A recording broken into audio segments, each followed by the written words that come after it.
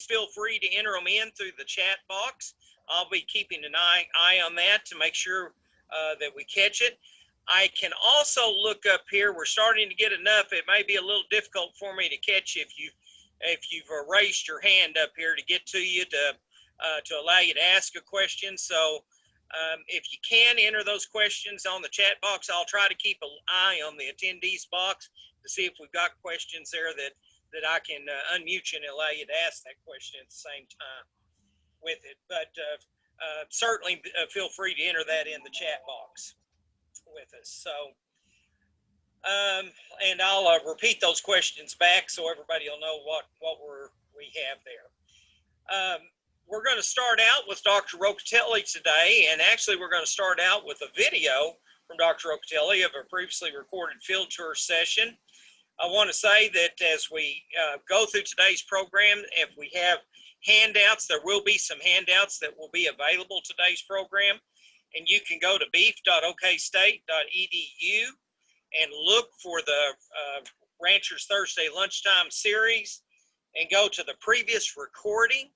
And there will be attachments that will be posted there of handouts with today's session. So you'll be able to get those handouts as well as listen to the recording again if you'd like to. So with that, Alex and Dave, if I haven't forgot anything, I think, Alex, I'm going to turn it to you and let you go ahead and start your recording and get our program underway today. All right, thanks, Gary. Lalman, are you recording? Just double checking. Yes, go ahead and start your recording. Yep, yes, he's going. Yes, sir, we're good. All right.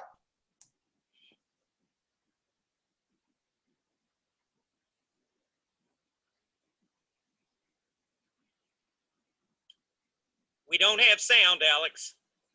There's some different. Alex Rocateli has joined me again. Dr. Rocateli, you've got an established field. It was established this year, first year crop. And you've got several varieties. We're going to kind of walk down through them, let the producer see some differences and what the production and quality may be. So first of all, we're starting with a variety that is a reduced lignin variety. Right. And it's also Roundup ready. Indeed. Okay. So I'll turn it over to you and let you discuss this variety. Okay, so this is what we started last October. We started with some alfalfa variety trials around the state, and this is the one that we have here in Stillwater. And what we were trying to do here, Nathan, is exactly to test the new technologies with the conventional ones. So as I mentioned to you, this one here is Roundup Ready and Reduced Lignin Alfalfa. And you can see that this is the first year. You can see that they had a good winter hardness for this region and also a good fall dormance. Can you see you have a very healthy stand coming up? Looks like a very good variety. So that is the only reduced lignin variety that you have. What would be the benefits of having a reduced lignin variety? Yeah, let me start telling that. All the time that a producer comes and tell, hey Alex, so the reduced lignin alfalfa will give me a better quality hay in the end of the day. I always say, well, if you cut your alfalfa earlier, let's say at the boot stage, you're not increasing your quality as well without this technology? Yeah, that's true.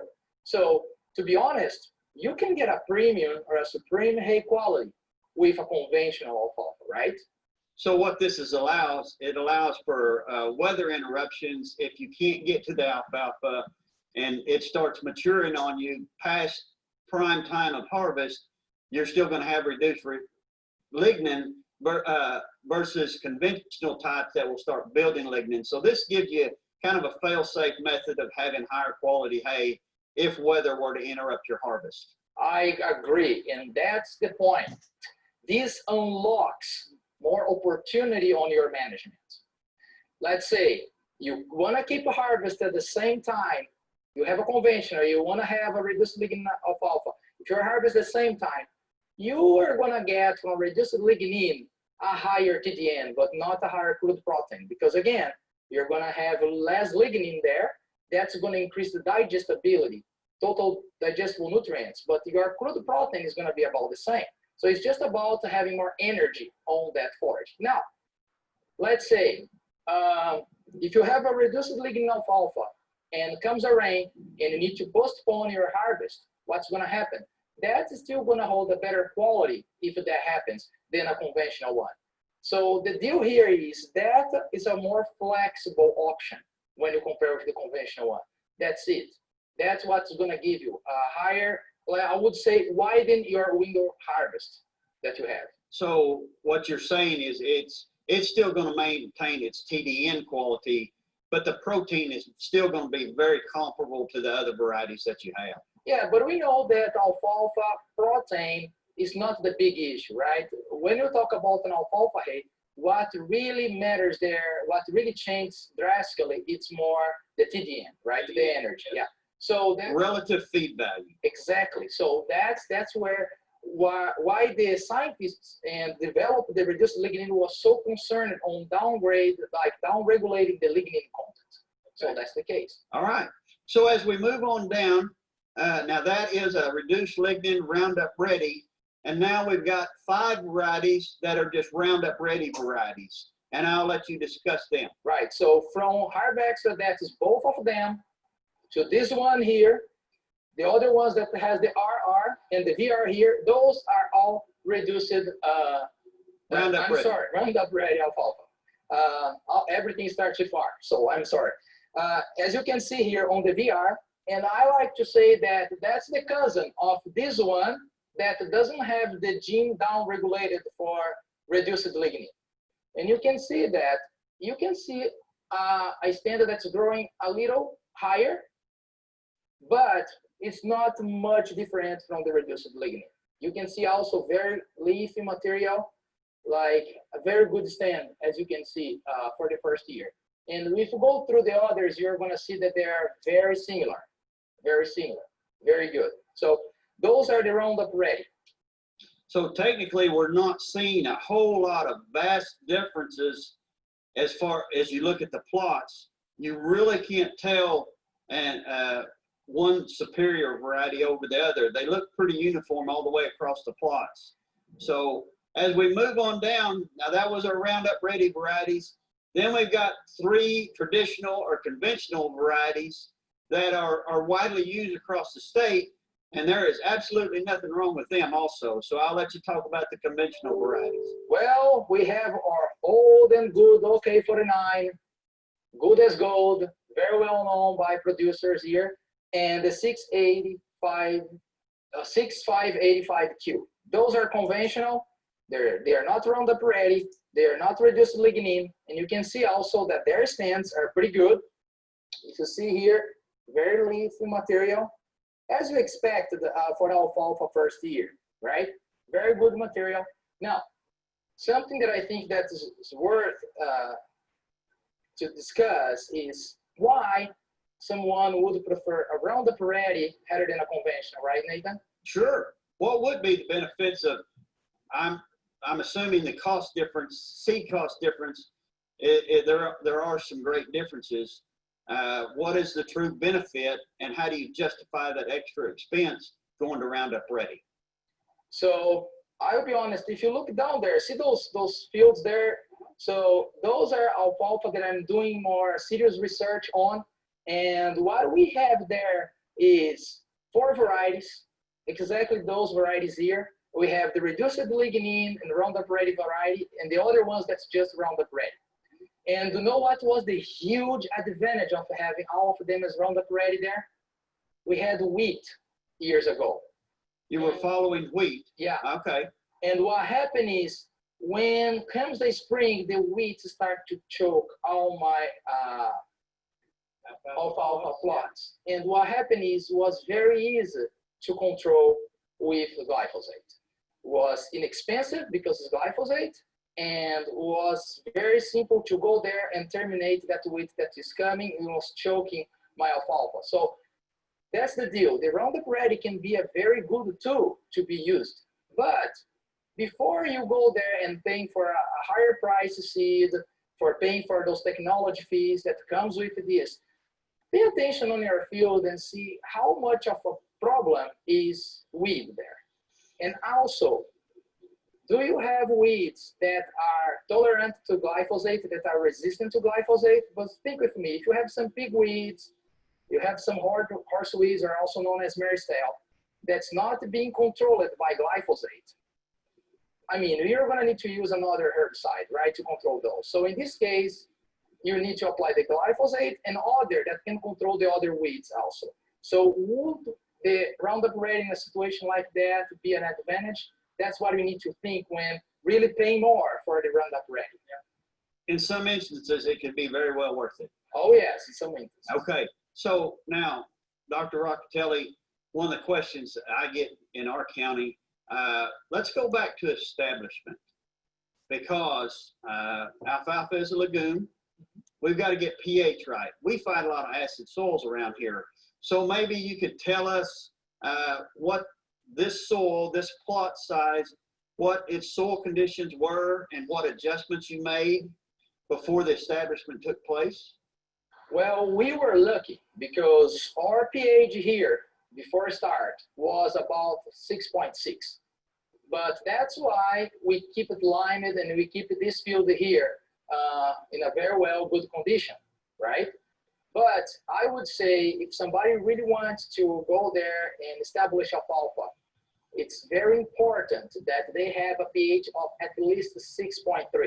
And even the fact is, you are establishing a stand there that's going to stay there for years and years to come.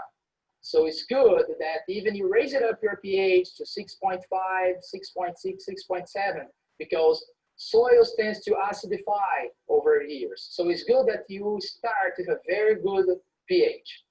Yes, because you're pulling multiple tons off and you're just mining those elements out of that ground. Right. So you got to, all right, so another key point on any legume, including alfalfa, is we've got to have that phosphorus and potash right too. Indeed, indeed. They remove lots of phosphorus and potash.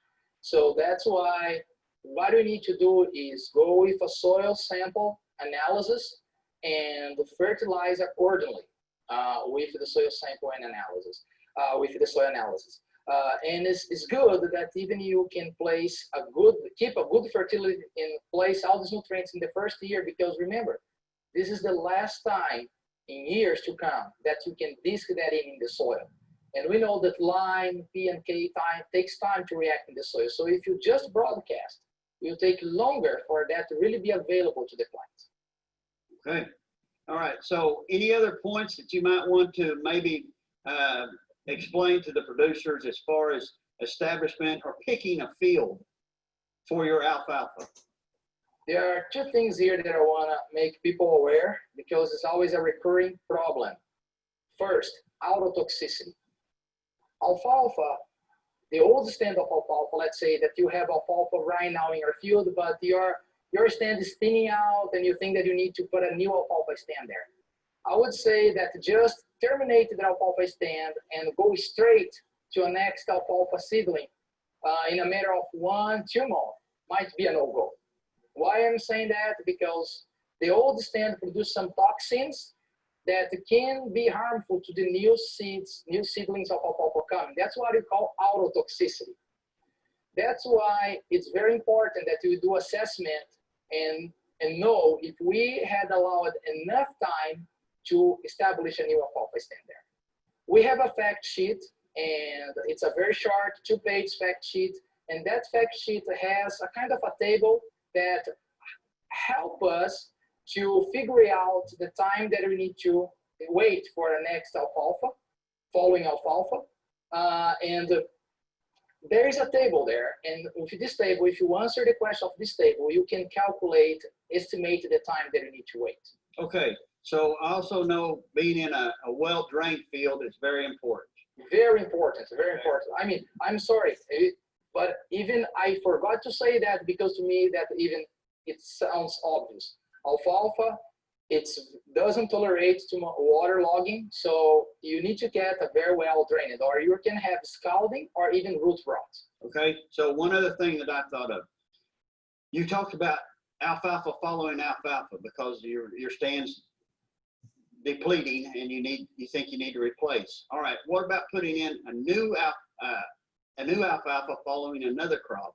Are there any concerns maybe with some herbicide carryover from a previous crop?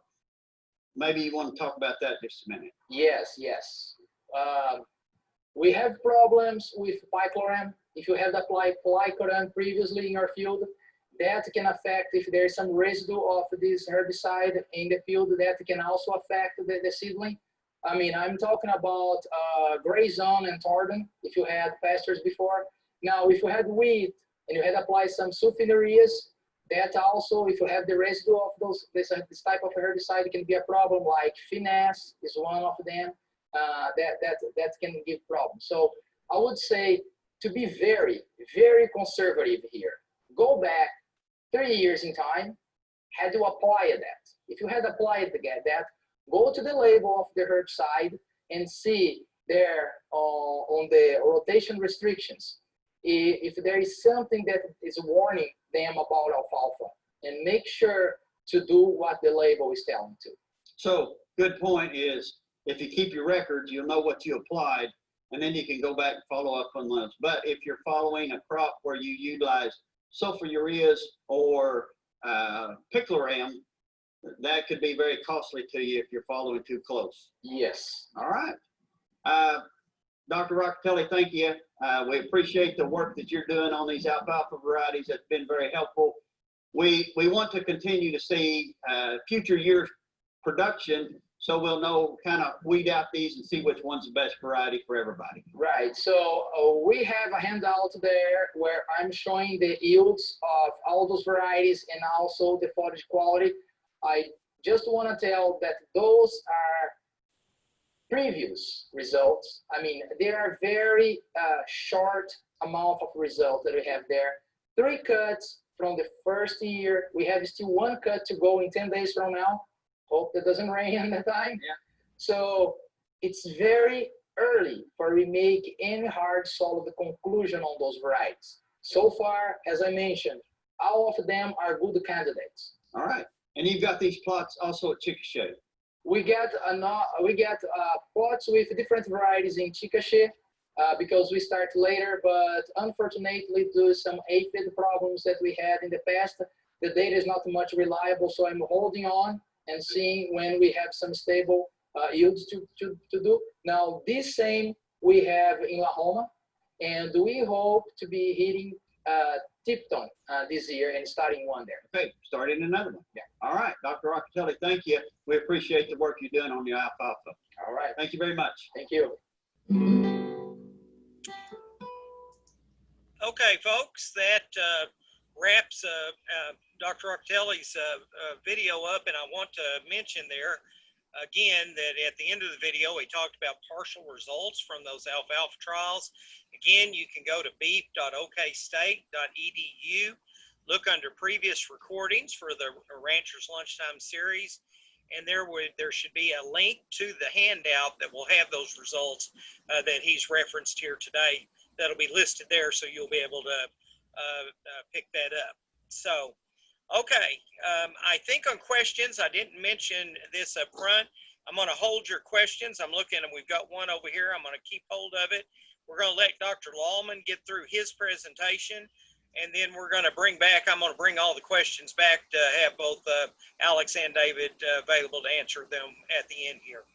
So next up on our program, we've got Dr. David Lalman, our OSU beef cattle specialist, joining us this morning. And Dr. Lalman, I think we're ready for you to take the Zoom box here and get us rolling. All right, sounds good. Thank you, Gary. So I guess as an animal scientist, Dr. Rocateli, my question would be, what is the difference in digestibility and or what is the improvement in animal performance?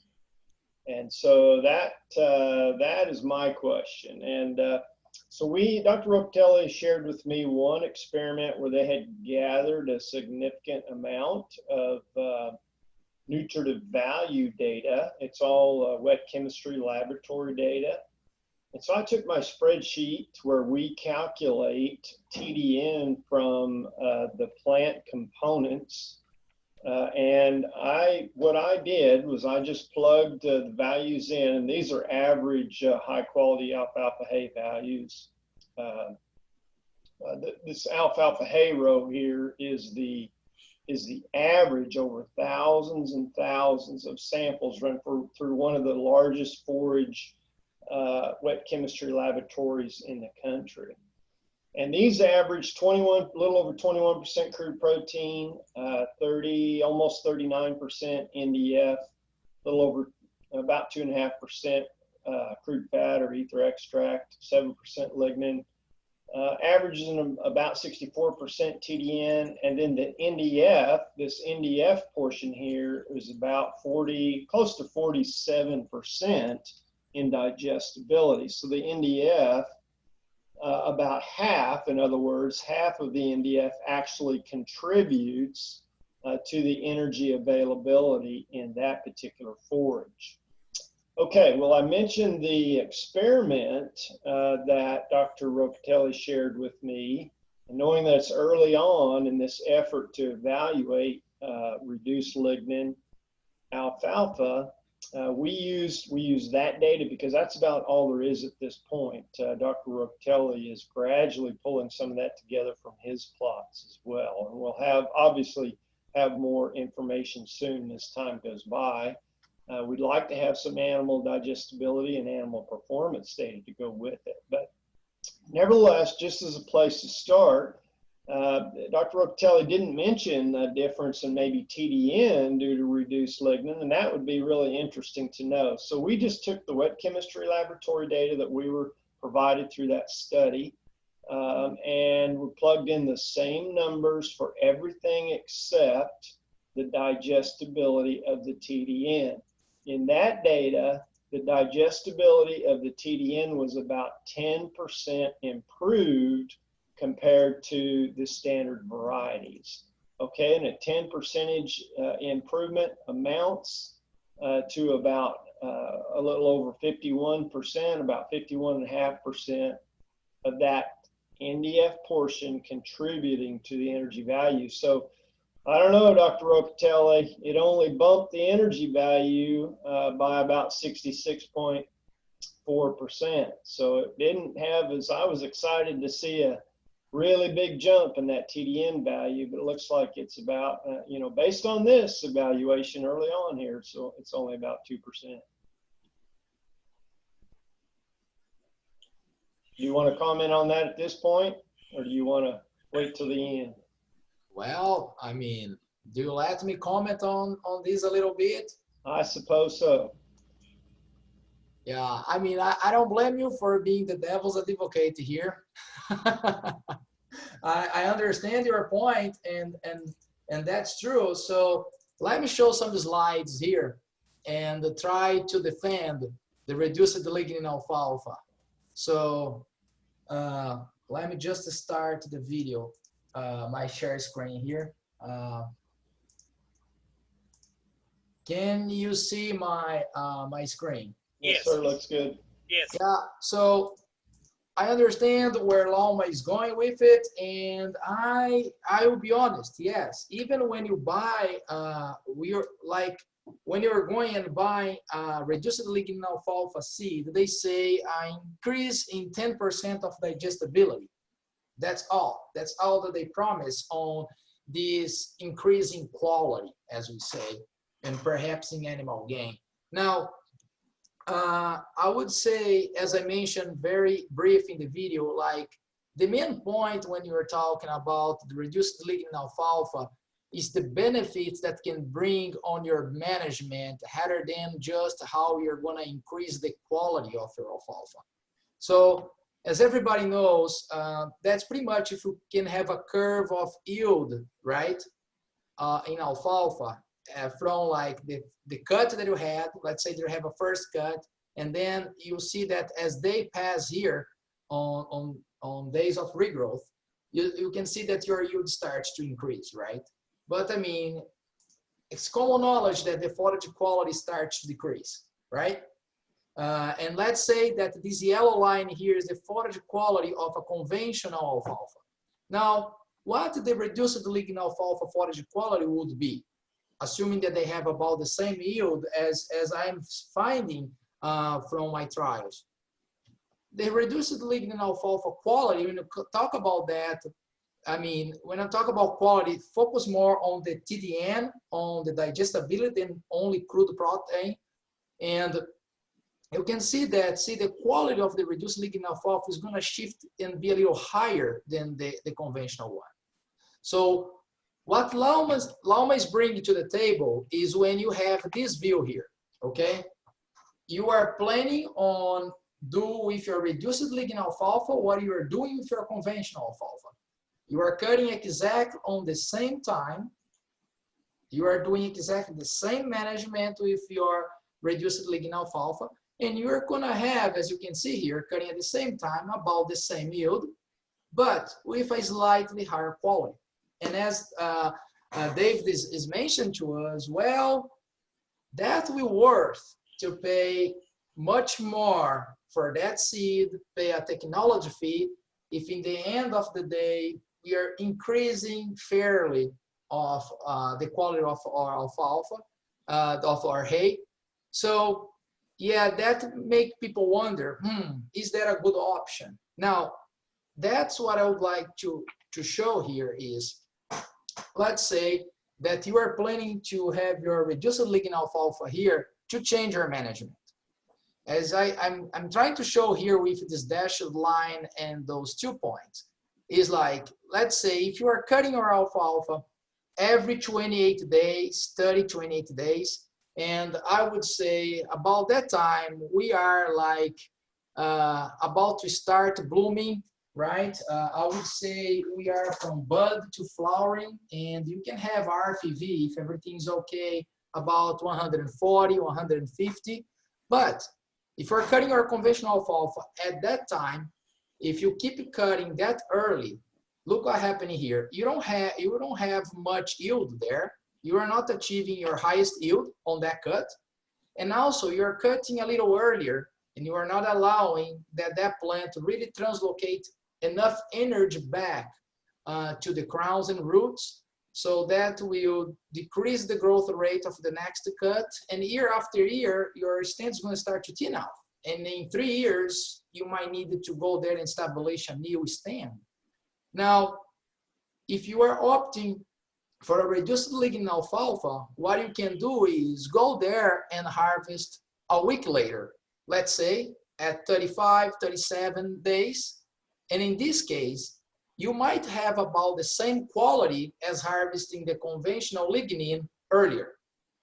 And what happened when you're harvesting, let's say, this alfalfa later and being reduced lignin? First, you can see that on that time that we might be like 10% blown, 20% blown, you are achieving the highest yield that you could get from that cut, right? And at the same time, you are keeping about the same quality as you could have with the conventional one earlier.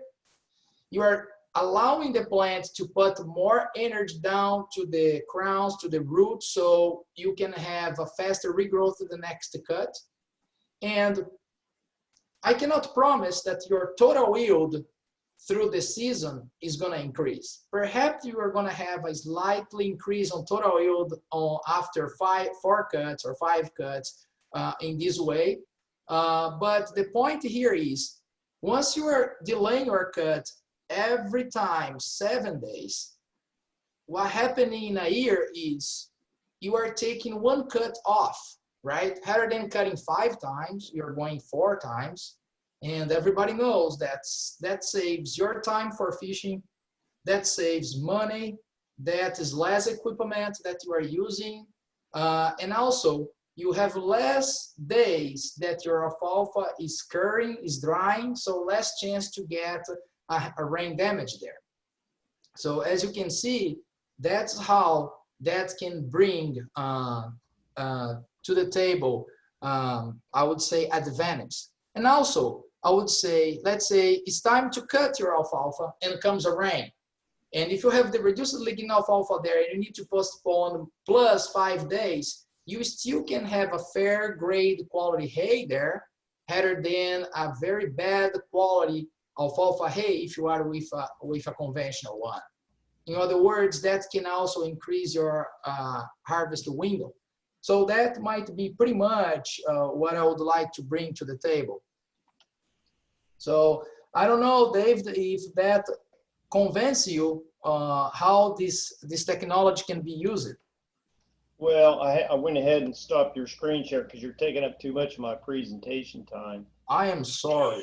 So here we got, this is supposed to be so I think what you're saying, Dr. Rocateli, is what you're telling me is that basically, let's say if you have to delay the harvest on the conventional varieties, we're going to see, yes, perhaps a little bit of increased yield, but also reduced protein concentration, increased NDF concentration, slightly reduced fat, probably not a big difference there in fat, but we are going to see increased lignin concentration.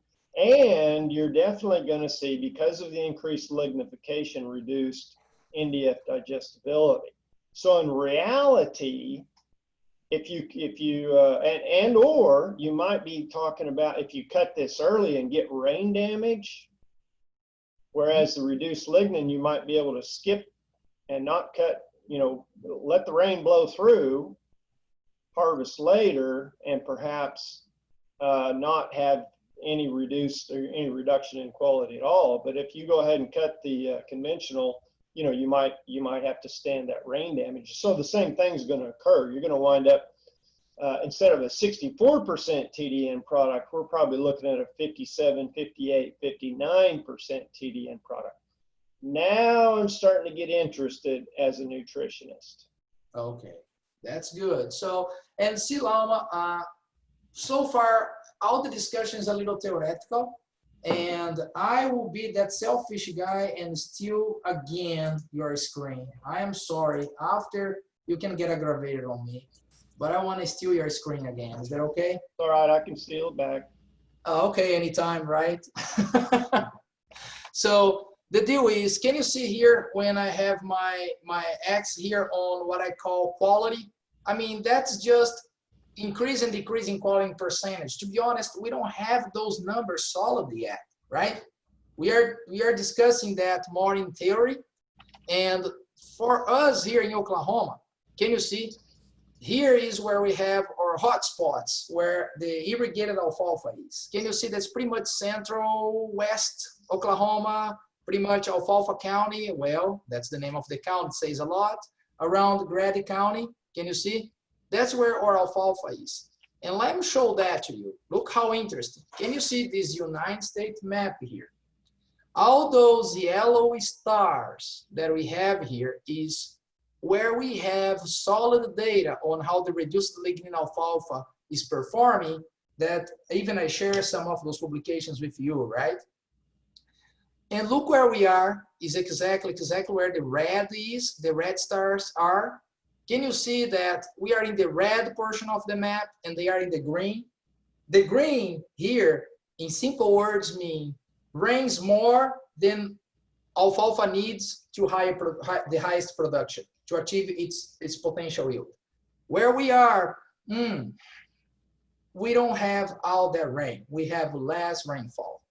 So my point here is I am very, very uncomfortable on extrapolating what those guys are getting there on Northeast and also on California and tell that that is going to be useful for us. We have a different environment. Can you see here? When you talk about water and even soils, if we go and discuss on that. Now, that's why I believe that, and that's what I'm going is, I'm testing those different varieties, and I started this year, and I'm gonna go for more 2 years, and see on different harvesting schedules, how they are performing on quality and yield here in Oklahoma. So when you go back to this graph here, I don't have these theoretical numbers. I mean, I can have RFV, digestibility, and yield, those true values. And from there, I believe that we need to meet again and discuss deep and see exactly how that's going to be doing for Oklahoma. How about that? Okay, I can buy that. I tell you what, Gary, I think what a lot of people are going to do is whether it's reduced lignin or not. One common question we get is when should I consider substituting, let's say, alfalfa hay for range cubes or whatever protein supplement folks are providing in the wintertime. Is that a question? Is that a fair statement? Common question? Yeah, I think so. How am I going to incorporate this into my feeding program? Okay. Well, so let me just real quick here. We'll try to do this quickly and wrap up our presentation here this afternoon. But so here I've got our software program pulled up. This is the calculator, Excel version of the calculator program. You can download this off of beef.okstate.edu if you'd like. It's free, but it will help you make these kind of decisions, I think. So I've just got in the cattle section, I've just entered in calculator late gestation dry cows. My feeding period is 90 days. I'm going to say my cows weigh about 1,200 pounds. Expected calf birth weight's 80 pounds. They're in a body condition score 4, and I just want to maintain them here during late gestation in a body condition score 5. So they start in a 5, and in 90 days, I'd like for them to continue to be in a body condition score 5. Okay, so I've already pulled up some items here in my balancer to kind of save us a little bit of time today. But let's say conventionally a producer is feeding 25% range cubes at the rate of 3 pounds a day. I'm going to take off my alfalfa hay there. And what you do with this program, very simply and quickly, is you just try to balance these ratios to where they're close to 1. So we'd like to get our intake ratio close to 1. That means we're doing a pretty good job predicting about how much forage those cows will eat. And we'd like to get this protein ratio close to 1. That means that if it's close to 1, that means that we're probably accurately predicting feed intake and animal performance. If this is way below 1, they're not going to consume as much, and that the results will just not be accurate. So that needs to be pretty close to 1 on the protein ratio. I put in just kind of common prairie hay that's low in protein. It's kind of average in digestibility, around 54% TDN, this prairie hay. So I've got, you can see here with 3 pounds of 25% range cubes, I think I put those in at $350 a ton, a little bit of mineral. Let's see here. I need to adjust my numbers here just to tweak that a bit. Yeah, 20.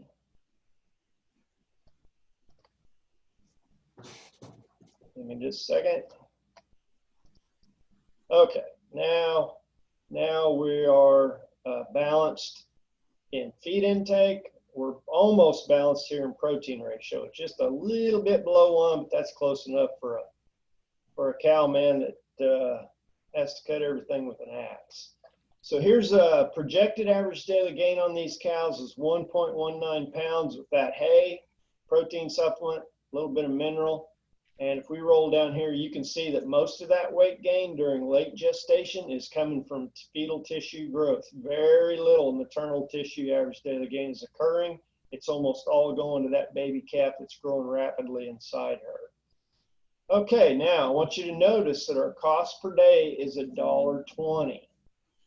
All right, so let's just say, Gary, someone calls you and says, how do I evaluate alfalfa, good quality alfalfa, as a supplement for my late gestation beef cows?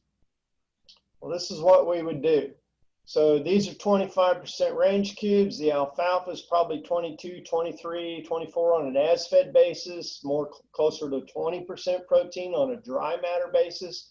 So guess what? It's going to take more alfalfa to get our protein ratio up close to 1. So I'm going to put in 5 pounds of alfalfa. Then I've got to adjust my intake information down here to make sure that I'm still balanced. So the component of the diet that you adjust intake is the ad lib component. In other words, the voluntary feed intake component, which is the prairie hay. We're just assuming that you're letting the cows have all the prairie hay they will consume. So we'll say around 19.5 pounds of that. That's a total of 24.65. So we got to change this to match. And there we go. That gets us to balanced feed intake ratio, pretty close to a balanced protein ratio. We're actually just a tick above what we need in protein.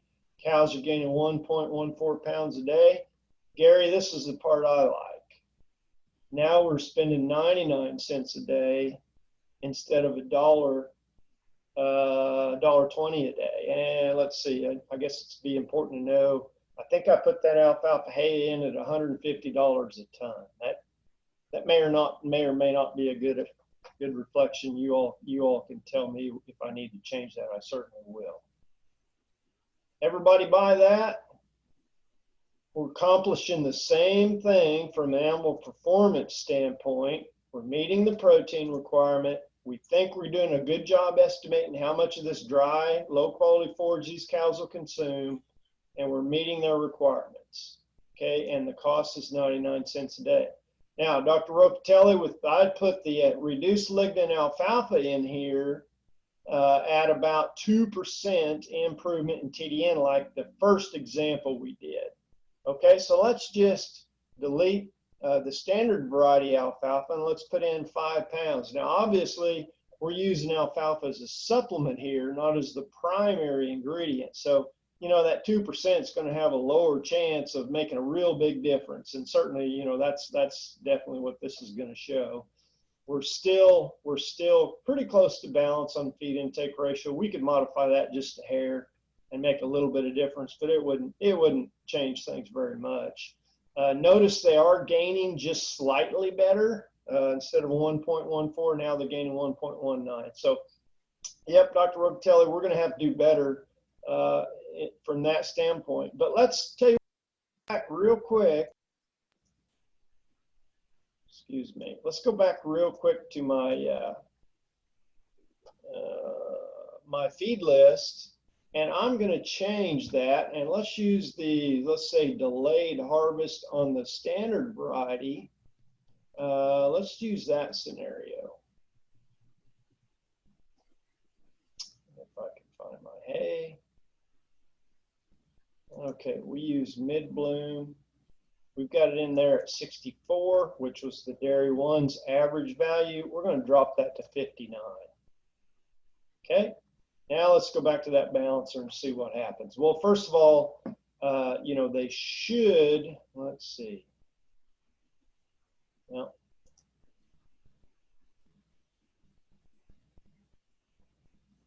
I should be able to consume a little bit more. Looks like we could bump the feed intake by about 0.2. Pretty close, not too far off. Maybe that difference isn't going to be huge still yet. Okay, we're pretty close to balance there now. So now, even though, you know, even a change of 7% difference in TDN, Dr. Rocateli, is not making a huge difference because we're only feeding 5 pounds. You know, if this were 40, 50% of these cows died, it'd make a lot bigger difference. But anyway, in this case, we're still only spending $1 a day, and obviously we could argue the price that needs to be included in back there in that feed list. But the cattle are now gaining 1.21, maintaining that body condition score 5. Either way, I think maybe this is a good example, Gary, that there are some situations where the alfalfa hay is a pretty very economical substitute as a winter supplement. Right. Yeah, it makes it fairly affordable to be able to include that in there with that. And I'd submit that maybe with time, if you get some delays on non-reduced lignin alfalfa and you have some quality drops, you might pick up some more distinct differences too in there on it. So, all right. Are you two guys ready to take a few questions here? Yes. Okay, I'm going to start one with Dr. Lalman first on that. And this question is, how much more will cattle eat on a body weight percentage of reduced lignin compared to conventional alfalfa? I don't know. Moving on. Yeah, Doc, I don't know. So if digestibility is improved, you know, the literature, the foundation of the equations that we estimate forage intake are based on digestibility. The higher the digestibility, the faster the passage rate, the more the cattle can consume. So in general, it should be in a positive direction. But, you know, it's so early on in this research that we just don't have that answer yet. Can't give you an actual number. We're hoping Dr. Rocateli is going to get a big grant. We can figure that out. We need more data really to figure that out. Yeah, and I think that even looking at your balancing equation, that kind of comes out to the top of it. You just need more data sets to look at actual feeding trials to see how they are doing when you compare one against the other. Pretty sure it'll be positive. We just don't know how positive. Yeah, that's the point. It's how positive, and will that positive be enough economically to justify Exactly. on it? So, okay, so now we've got an agronomic question here. Back to you, Alex. Any issues with autotoxicity with other legumes, for example, replacing alfalfa weak stands with, say, red clover? As the name say, autotoxicity. So it's a toxicity that the alfalfa has toward new alfalfa seedlings. Now, when you talk about specific on red clovers, I never had done that, but I had heard from other professionals that if your alfalfa stand is start to get weak and is an old stand, and perhaps you're going to have autotoxicity there for seeding more alfalfa in that field, you can go there and use clovers, red clover, for instance, as one way to fill those gaps. So I don't see any problems on alfalfa being toxic for clovers. Okay, so we could potentially bring in some other type legumes in there to bridge that gap in there potentially. Right. Okay. All right. Related to that, another question is when you look at the reduced lignin alfalfa, what is your estimate at this point? I know we don't have enough experience in state yet, but what would be your estimate at this point of its standability in adverse weather? So let's say we've got a heavy rain year, we're putting a lot of rain, we keep delaying that harvest. How is that reduced lignin alfalfa going to stand out there, since lignin does kind of become a structural component within the plant? Sorry, Gary. Was a little choppy here. You need to repeat. I could not understand. Okay, can you hear me a little better now? Yes, I can. It's my connection problem, I believe. I'm sorry. Okay. So if we're looking at a reduced lignin alfalfa, and let's say we get into one of those years where we have some rainfall, some adverse weather on that, and or this field's starting to get some age on it out there, how's the standability? What's your estimate or your opinion about its standability under those conditions, since lignin is part of a structural component of that plant? Do we see that field still standing up or beginning to lay down on us? Well, from my understanding, as older a stand of alfalfa, as alfalfa stand starts to be older and older, it starts to be a little more lignified. So now my educated guess is that the reduced lignin alfalfa is gonna have, of course, less lignin than the conventional one when you compare at the same age, but perhaps I believe that also a little bit of more lignin may show up on that reduced lignin. Okay, I think that's a fair assumption for now. We need to really look at that as we do more research. Now, so far, and I'm gonna tell for Oklahoma because it's what really matters for us here. I am in the first year of my reduced lignin fields, and I don't see any difference when planting them on the same management with Roundup Ready only and conventional only. I don't see any difference on standing, on standability, on lodging. They didn't lodge as the others. Also, we found some problems with scalding and also insects. And to be honest, I don't see the reduced lignin alfalfa being inferior to the others. It is having the same results on that. So that's what I would like to say for now, for the first year. And I believe that the first year is the most delicate year for a stand, right? So in this case, my educated guess is that perhaps the reduced lignin alfalfa won't have a problem on the other years, but we need to still look at on by letting them grow for 3, 4, 5 years and see how that's going. Okay. Well, and I'm playing a little bit of the devil's advocate there too, because we need to really pay attention to the name of, or what were the characteristics of the variety that we're talking about. It's Right. reduced lignin, not no lignin. So we're still going to have part of that in that plant that we're dealing with. Now, how it responds across time is something that we'll have to see. But I think that that's important because, yes, we can see increased digestibility out there and hopefully see some more positive returns with time in utilization with the cattle, maybe than what you're initially seeing right now. But it appears just in your initial stands and everything, and where it's been grown at in other areas, Alex, is high moisture, high rainfall areas, and it seems to stand pretty good. Yes, So, they are standing pretty good. I don't see any problem. And I really like this skepticism. I think that that's much fair, especially when we are talking about a new technology that we didn't try yet around here, and the technology that's going to cost us more. So I really like this skepticism, and that's what we need to stand. I mean, really see if that's going to have economic impact for the producers, if we really can make more and higher quality forage, and if that really will bring us more profit. I think that that's the point. Yep, agreed. Okay, I think that everybody has seen Dr. Lalman has put up a poll there. If you haven't participated, please do so. I think they can still participate, can't they, Dr. Lalman? Take it down, but I can put it back up. Okay, well, that's fine. Oh, yeah, you're sharing it here. Of course, it's now. I'm not thinking there. Okay, well, that's fine.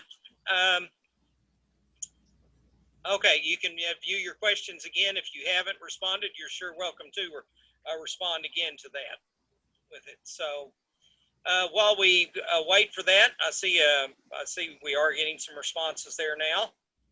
Looking at it. Okay. All right. Seems like the meeting, most people feel like it was beneficial here and some good information. So any summary comments from Dr. Rocateli or Dr. Lalman here as we finish up? Well, I would say that for now, that's what I can really speak about it. And I hope that in future, I'm going to have more solid information to share. Okay, Dr. Lalman? No, sir. I just encourage folks to go on there and download those tools as needed, and look forward to seeing everybody next week, 12:30 Thursday. That's right. Yeah. And Bobby there is fixing to mention that, and that's Thursday's program on the 10th will be utilization of alfalfa and growing and finishing rations with Mr. Paul Beck, livestock specialist at OSU. So don't forget that program this next Thursday from 12:30 to 1:30 as well. So we appreciate everybody attending today. Dr. Lalman, Dr.